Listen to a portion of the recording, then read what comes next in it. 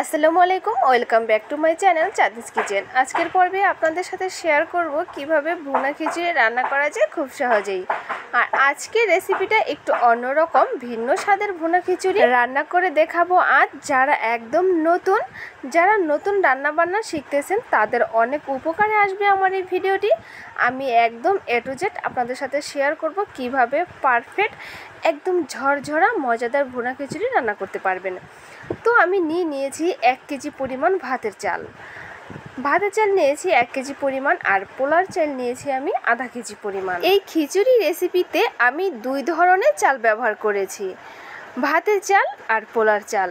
ডাল ব্যবহার করব আমি 2 ধরনের, মসুরির ডাল আর খেসারির ডাল। মসুরির ডাল নিয়েছি 1 পোয়া মানে 250 গ্রাম, খেসারির ডালও আমি নিয়েছি 250 গ্রাম। আমি আবারও বলছি, আমি ভাতের চাল নিয়েছি 1 কেজি, পোলার চাল আধা কেজি, মসুরির ডাল 1 পোয়া আর খেসারির ডাল 1 পোয়া। চাল আর ডাল মিলিয়ে প্রায় 2 কেজি। এই 2 কেজি চালের খিচুড়ি আপনি 15 থেকে 16 জন মানুষকে অনায়াসে খাওয়াতে পারবেন। তো আমি একটা মশলা রেডি করে নিয়েছি 1 টেবিল চামচ জিরা, দারুচিনি, এলাচ, লবঙ্গ আর তেজপাতা। আরও নিয়েছি সামান্য পরিমাণ জ্যোতি এবং জায়ফল। জ্যোতি আর জায়ফলটা অবশ্যই দিবেন, এতে কিন্তু আপনার খিচুড়ি স্বাদ দ্বিগুণ বেড়ে যাবে। তো আমি এখন একটা মশলা কমপ্লিট করে নিব, মানে শিলপাটায় বেটে নিব।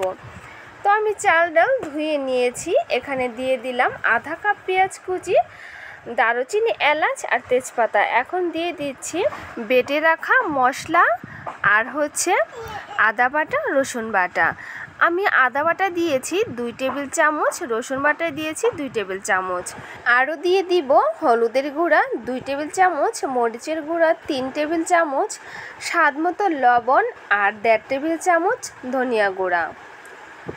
এখন আমি সব উপকরণগুলো খুব ভালোভাবে মিক্স করে নিব। ভিডিওটি ভালো লাগলে অবশ্যই লাইক, কমেন্ট, শেয়ার করে দিবেন আর সাবস্ক্রাইব করে আমার পাশে থাকবেন। তো এখন আমি চুলায় এসে পড়েছি, দিয়ে দিয়েছি বড় একটি পাতিল। এখন দিয়ে দেখছি 250 পরিমাণ তেল। আপনারা তেল আরও কম বেশি দিতে পারবেন, তবে আমি 2 কেজি চালের জন্য 250 গ্রাম তেল নিয়েছি, মানে 1 পা। তেল গরম হওয়ার পরে এখন আমি মেখে রাখা চাল ডাল সব কিন্তু দিয়ে দিলাম।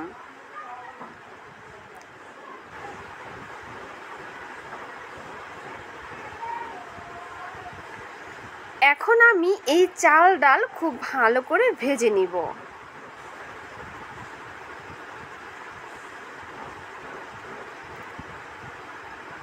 কম করে হলেও 10 থেকে 12 মিনিট চালগুলো খুব ভালোভাবে ভেজে নেবেন।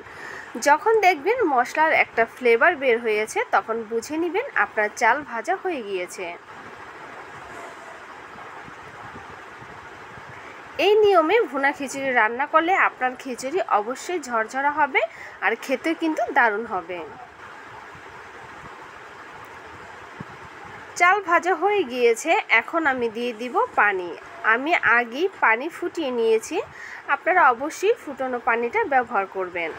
চাল ডাল মিলিয়ে 2 কেজি আর আমি পানি দিয়ে দিয়েছি 4 কেজি। আপনারা যদি মোটা বা চিকন চাল নেন তাতে কিন্তু পানি কম বেশি লাগতে পারে, তবে আমি যে চাল নিয়েছি তাতে কিন্তু 4 কেজি পানি একদম এনাফ। বলক উঠেছে, এখন আমি ভালোভাবে একটু নেড়ে চেড়ে দিলাম। এখন আমি দিয়ে দিলাম আস্ত কাঁচামরিচ। আমার প্রিয় কলিজার ভাই এবং আপুরা, দাদা এবং দিদিরা, আমার ভিডিওটি কেউ স্কিপ করে দেখবেন না, দয়া করে ফুল ভিডিওটি দেখবেন। আপনাদের ভালোবাসার সাপোর্ট নিয়ে এগিয়ে যেতে চাই অনেক দূর। আশা করি আজকের ভিডিওটি দেখার পর কারো কোনো দিন আর খিচুড়ি রান্না করতে কোনো সমস্যাই হবে না। আমি কিন্তু পানির পরিমাণটাও বলে দিয়েছি, আপনারা যদি এভাবে ট্রাই করেন তাহলে কিন্তু খুব সুন্দরভাবে খিচুড়ি রান্না করতে পারবেন। আর খিচুড়ির স্বাদটা কিন্তু দ্বিগুণ হয়। অবশ্যই কিন্তু পোলার চালটা দেওয়ার চেষ্টা করবেন।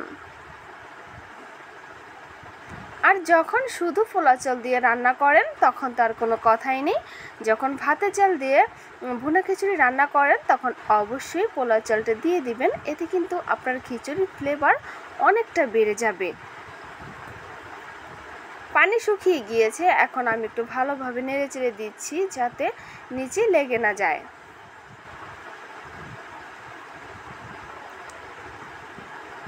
এভাবেই কিন্তু নেড়েচেড়ে খিচুড়িটা রান্না কমপ্লিট করতে হবে। মাঝে মাঝে খেয়াল করতে হবে যেন নিচে লেগে না যায়। এখন আমি তায়ে বসাবো, সেজন্য নিচে দিয়ে দিচ্ছি একটি তাওয়া। আপনাদের যদি টিন থাকে তাহলে দিতে পারেন। তো আমি তাওয়ার উপরে পাতিলাটা আবার বসিয়ে দিয়েছি। এখন আমি একটু নেড়ে চেড়ে খুব ভালোভাবে 10 থেকে 15 মিনিটের জন্য রেখে দিব। একদম হালকা আঁচে পানি শুকিয়ে এই খিচুড়ি কিন্তু ঝরঝরা হয়ে যাবে। অবশ্যই আপনারা চুলার তাপ কমিয়ে আপনারা বসিয়ে রাখবেন কিছুক্ষণের জন্য, যাতে খিচুড়ির ভিতরে যে হালকা হালকা চিটচিটে ভাব থাকে সেটা যেন শুকিয়ে খিচুড়িটা যেন একদম পারফেক্ট ঝরঝরা হয়ে যায়। তো আপনাদের একটু দেখালাম, অনেক সুন্দর হয়েছে। তো আমার মনে হচ্ছে যে আরেকটু ঝরঝরা হলে অনেক ভালো হবে, তাই আমি আরও কিছুক্ষণ রেখে দিব চুলার উপরে। কথা বা কাজের মধ্যে কোনো ভুল ত্রুটি হলে অবশ্যই ক্ষমার দৃষ্টিতে দেখবেন। আজকের মতো এইখানেই বিদায়। আসসালামু আলাইকুম।